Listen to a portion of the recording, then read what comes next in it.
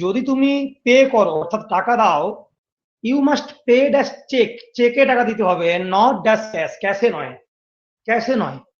তো দেখে তো মনে হচ্ছে পুরোটাই এক, চেকে দিতে হবে ক্যাশে দিতে হবে না, কি বসাবো? দু ক্ষেত্রে কি এক হবে? দেখি কজনের মনে আছে, কারণ আমার সেকেন্ড এবং থার্ড ব্যাচে এটা আমি পড়িয়েছি, লিখিয়ে দিয়েছি। বাকি যারা জানো না, if you pay you must pay by cheque and not in cash. পরীক্ষার জন্য বাই চেক হয়, চেকে টাকা দেওয়া, অ্যান্ড নট ইন ক্যাশ, নগদে টাকা দেওয়া, ইন ক্যাশ হয়। 2 নম্বর সেন্টেন্স লেখো। Next question number 2। আগেরটাতে যদি কেউ একটা ঠিক করো 0.5 নেবে, হাফ নাম্বার নেবে। এটা লেখো, হি is blind dash his son's faults। নিশ্চয়ই বুঝতে পারছো, সে তার ছেলের প্রতি অন্ধ, বা তিনি তার ছেলের দোষ দেখতে পান না, এরকম একটা অর্থ বাংলায় আসবে, এইরকম একটা অর্থ বাংলায় আসবে। উত্তর কি হবে? অনেকেই হিন্ট থেকে উত্তর করতে পারবে। He is blind to his son's faults, he is blind to his son's faults. সে তার ছেলের প্রতি অন্ধ, তার মানে কি তিনি তার ছেলের ফল্টস, দোষ দেখতে পান না। ক্লিয়ার? নেক্সট প্রশ্ন লেখো, থার্ড কোশ্চেন, আমাদের 3 নম্বর প্রশ্ন লেখো। লেখো, এটা পরীক্ষায় বারবার আসে, হি ইজ ব্লাইন্ড। আমাদের ব্লাইন্ড নিয়ে যে সমস্ত কনফিউশন আছে সেটা ক্লিয়ার করবো আজকের মক টেস্টে। যখন ছেলের প্রতি অন্ধ, ছেলের দোষ দেখতে পান না, সেখানে টু বসালাম। এবার দেখো, হি is blind dash one I, একটা চোখে কানা, এক চোখে দেখতে পায় না, হি is blind dash one I. উত্তর কি হবে? এটা 3 নম্বর প্রশ্ন। 4 নম্বর প্রশ্ন একটু পরে বলবো, ব্লাইন্ড থেকেই 4 নম্বর প্রশ্ন নয়, ওটা আমি আলাদাভাবে বলে দেবো এখানেই। He is blind dash one eye, সে এক চোখে দেখতে পায় না বা একটা চোখে কানা। উত্তর হবে হি is blind in one I. একদম ক্লিয়ার কাট মাথায় রাখবে, হি is blind in one I. অনেক বইতে অফ ওয়ান আই দেওয়া থাকে, কিন্তু পিকেতে সরকারের বইতে এটা ক্লিয়ারলি মেনশন করা আছে। ইভেন হিস্টোরিক্যালি কোনো মানে দু একটা প্রমাণ ছাড়া আধুনিক যুগে কোনো প্রমাণ নেই যেখানে অফ ওয়ান আই এই ফ্রেজটাকে ইউজ করা হয়, হয় না। হি is blind in one I. However যদি বলতো হি is blind dash both his eyes, দুই চোখেই দেখতে পায় না, পুরো অন্ধ লোক, বোথ আইজ, তখন কিন্তু ইন বা অফ দুটোই হতে পারে। পরীক্ষাতে এটা আছে, হি is blind dash one I, উত্তর হবে ইন ওয়ান আই। 4 নম্বর প্রশ্ন লেখো, আমাদের ফোর্থ কোশ্চেন। দেখো, দেখি কজন পারে এটা করতে। The population of India is larger than France. The population of India is larger than France. আমি বলছি এই বাক্যটাকে কোনখানে ভুল আছে? এটা অপশন এ, এই পার্টটা অপশন বি, এই পার্টটা অপশন সি, এই নো এরর, সেটা হচ্ছে অপশন ডি। যদি কোনো ভুল না থাকে তাহলে নো এরর হবে। কোথায় ভুল আছে? পরীক্ষাতে বারবার আসে, পরীক্ষাতে বারবার আসে, কোন পার্টে ভুল আছে এবং কেন ভুল আছে, সঠিক উত্তর কি হবে? সঠিক উত্তর কি হবে? লজিক্যালি যদি কেউ বুঝতে পারো কোন অপশন ভুল আছে, যদি মিলে যায় মার্কস কাউন্ট করবে। The population of India is larger then France, তোমরা এই ভুল বাক্যটা থেকে বুঝতে পারছো যে ইন্ডিয়ার পপুলেশন ফ্রান্সের থেকে বেশি, ইন্ডিয়ার পপুলেশন ফ্রান্সের থেকে বেশি। মুশকিল হচ্ছে বাংলা বাক্যটা বলতে পারছি, ইংরেজিতে এইভাবে বলা যায় না, আমাকে স্পষ্ট উল্লেখ করতে হবে। আমি যদি বলতাম বাক্যটা India is larger then France, India ফ্রান্সের থেকে সাইজে বড়, লার্জার, দেন ঠিক ছিল। ইন্ডিয়া ফ্রান্সের থেকে বড়, India is larger then France. এখানে ইন্ডিয়া ফ্রান্সের থেকে বড় বলা নেই, বলা আছে ইন্ডিয়ার পপুলেশন বেশি। কি থেকে? ফ্রান্সের থেকে না, ফ্রান্সের পপুলেশনের থেকে। অর্থাৎ গ্রামাটিক্যালি কারেক্ট সেন্টেন্স কি হবে? The population of India the population of India, আগে শিখে নাও এটা, the population of India is larger than, এর পরের জায়গাটায় ছিল দেন ফ্রান্স নয়, than the population of France, than the population of France, than the population of France, অথবা than the population of France, population না বলে এর বদলে আমি একটা প্রোনাউন ইউজ করতে পারি দ্য পপুলেশন, এই পুরোটার বদলে than that of France, the population of India is larger than the population of France, অথবা the population of India is larger than that of France. Clear? Grammatically mistake ছিল, ফ্রান্সের থেকে ইন্ডিয়ার পপুলেশন বেশি নয়, ফ্রান্সের পপুলেশনের থেকে, হ্যাঁ এটা বলতে পারতাম India is larger then France, তাতে কোনো সমস্যা ছিল না। তো আমাদের ভুল ছিল অপশন সি তে, অপশন সি তে ভুল ছিল, এইটুকু জায়গা শিখে নাও। বাকি ডিগ্রি চেঞ্জের ক্লাস আমি নিয়ে আসছি এই সামনের বুধবার দিন দুপুর 2:30টার সময়। আমার রেকর্ডেড ক্লাসকে লাইভ স্ট্রিম করা হবে, আমি সেখানে থাকবো, তোমরা প্রত্যেকে সেই ক্লাস করবে, নিজেদের রেসপন্স দেবে, আমি প্রত্যেকটা মেসেজ কিন্তু লাইভ চ্যাটে চেক করব। সেই ক্লাস হয়ে যাওয়ার পর তোমরা কমেন্ট সেকশনে জানিয়ে যাবে কি রকম ক্লাস লাগলো। ডিগ্রি চেঞ্জের first class which is very very important, সেখান থেকে বিভিন্ন কোশ্চেন হতে পারে, হ্যাঁ বাচক থেকে না বাচক, না বাচক থেকে হ্যাঁ বাচক, এই ধরনের error correction, do as directed, অনেক অনেক প্রশ্ন হয়, তার প্রথম ক্লাস কিন্তু আমি নিয়ে আসছি। নেক্সট 5 নম্বর সেন্টেন্স, 5 নম্বর সেন্টেন্স লেখো,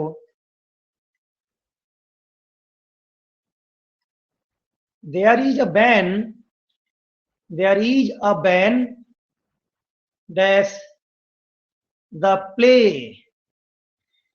একটা নাটককে ব্যান করা হয়েছে, একটা নাটককে ব্যান করা হয়েছে, এই হচ্ছে গল্প আমার। there is a ban dash the play, এবং এই সংক্রান্ত আর একটা প্রশ্ন লিখে রাখো, এই সংক্রান্ত আর একটা প্রশ্ন লিখে রাখো এখানে, he is banned, he is banned dash entering the club, entering the club, পরেরটা আমাদের মার্কস কাউন্ট হবে না, প্রথমটাতে মার্কস কাউন্ট হবে, there is a ban dash the play, এই যে ব্যান লাগানো হয়েছে, দেখো উত্তর কিন্তু এবারে পেয়ে যাবে, উত্তর এবারে পেয়ে যাবে, এতক্ষণ পর্যন্ত যাদের উত্তর ঠিক হবে তারা মার্কস নেবে, হিন্টের পরে আর নয়। দেয়ার ইজ এ ব্যান, নাটকটার উপরে ব্যানটা লাগানো হয়েছে, there is a ban on the play, একদম সহজ প্রশ্ন, there is a ban on the play, কিন্তু হি ইজ ব্যান্ড, তাকে ব্যান করা হয়েছে। দেখো এবারে পারবে তোমরা কি থেকে, না ক্লাবে এন্টার করা থেকে, ক্লাবে সে প্রবেশ করতে পারবে না সেটা থেকে তাকে ব্যান করা হয়েছে, he is banned from entering the club. খুব সোজা, দুটোই খুব সোজা, এটাকে মাথায় রাখবে এক নম্বরটাকে, there is a ban on the play. Next 6 নম্বর প্রশ্ন লেখো, 6 নম্বর প্রশ্ন লেখো, I am conscious, CONSCIOS, I am conscious dash my weakness, weakness বানান খেয়াল করবে, WEAK, of my weakness, আমি আমার দুর্বলতা সম্পর্কে অবগত, এখানে কনসাস মানে অবগত, অ্যাওয়্যার, কনসাস মানে এখানে অ্যাওয়্যার, AWARE, অ্যাওয়্যার বলে উত্তর অনেকেই বুঝে যাবে, দুক্ষেত্রে এক হয়, I am conscious, এটা তো সময় দেব না, I am conscious of my weakness, 6 নম্বর বাক্য, conscious of, aware of। Next 7 number sentence লেখো, দেখি কজনের মনে আছে, নাউনের চ্যাপ্টার থেকে প্রশ্ন লেখো, nowadays, nowadays আজকাল, recently, now plenty of houses nowadays dash available here, আজ অনেক plenty of houses dash available here, ব্র্যাকেটে, ব্র্যাকেটে দেওয়া আছে বি ভার্ব, তোমাকে বি ভার্বের প্রপার রূপটি বসাতে হবে, কোন রূপটি বসবে, কেন বসবে, এম ইজ ওয়াজ ওয়ের কেন বসবে, কোনটা বসবে, nowadays plenty of houses dash available here, পরীক্ষার জন্য ভীষণ ইম্পর্টেন্ট সিনট্যাক্সের প্রশ্ন এটা, nowadays plenty of houses, error correction আসতে পারে, ভুল দেওয়া থাকবে, তোমাকে ঠিকঠাক করতে হবে, উত্তর হবে আর অ্যাভেলেবল হিয়ার, স্যার আর কেন হলো, ওয়ের কেন নয়? কারণ বলা আছে নাও এ ডেজ, আজকাল, এটা বর্তমান সময়ের কথা বলা হচ্ছে, আমি কিন্তু ওয়ের বলবো না। হ্যাঁ যদি থাকতো দেন, তখন, তখন ছিল, তখন ওয়ের বলতাম। স্যার ইজ কেন হলো না? কারণ প্লেন্টি অফ এবং a great deal of, plenty of অনেক, অনেকটা বোঝাতে, এ গ্রেট ডিল অফ, এরা দুরকম ভাবে ব্যবহৃত হতে পারে। কোথায় কোথায়?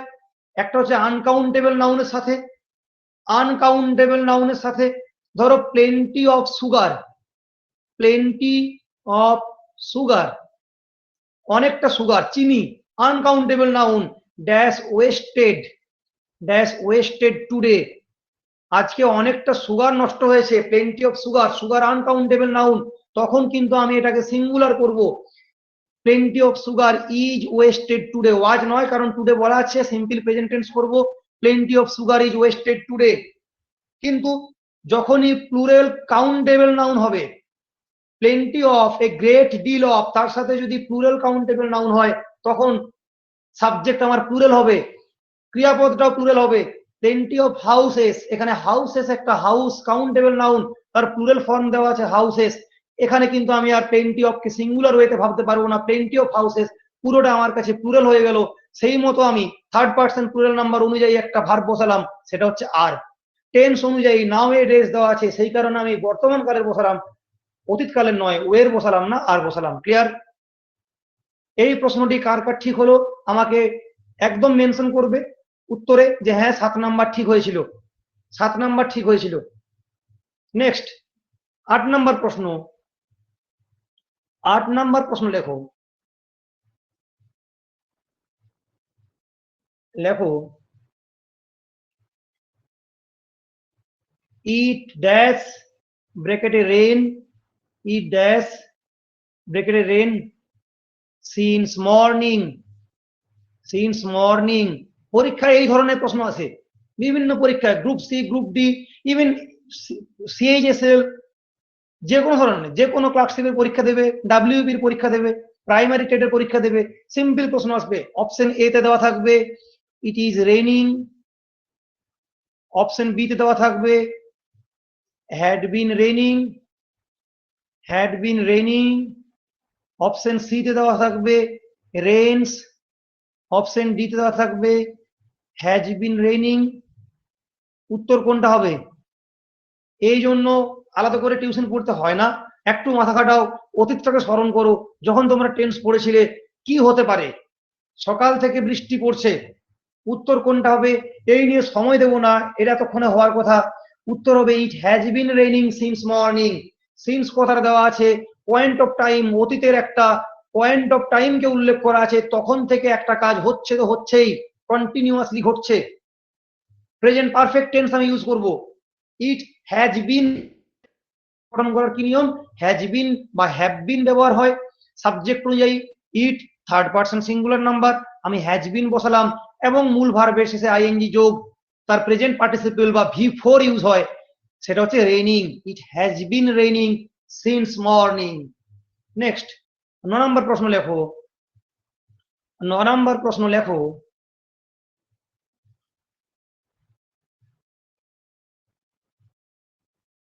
I have a great contempt, খুব important, I have a great contempt dash him, ওয়ার্ডটাও খুব ভালো, I have a great contempt, contempt dash him, মানে কি? contempt মানে কি? এখানে ঘৃণা, hatred, I have a great contempt, একরাশ ঘৃণা, a great contempt মানে এখানে একরাশ ঘৃণা, বিশাল ঘৃণা আছে। I have a great contempt dash him, simple conception থেকে উত্তর হবে তার জন্য আমার একরাশ ঘৃণা, তাই তো?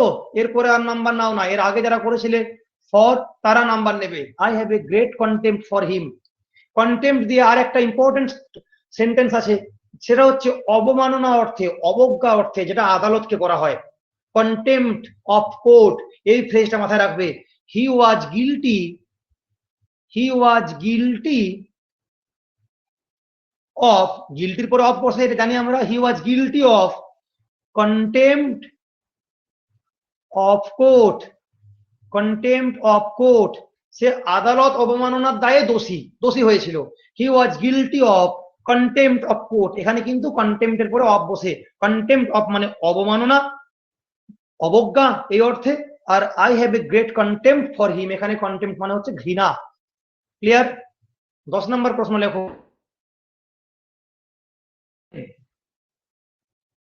লেখো দ্য পুলিশ, দেখি কজনের মনে আছে, দ্য পুলিশ ড্যাশ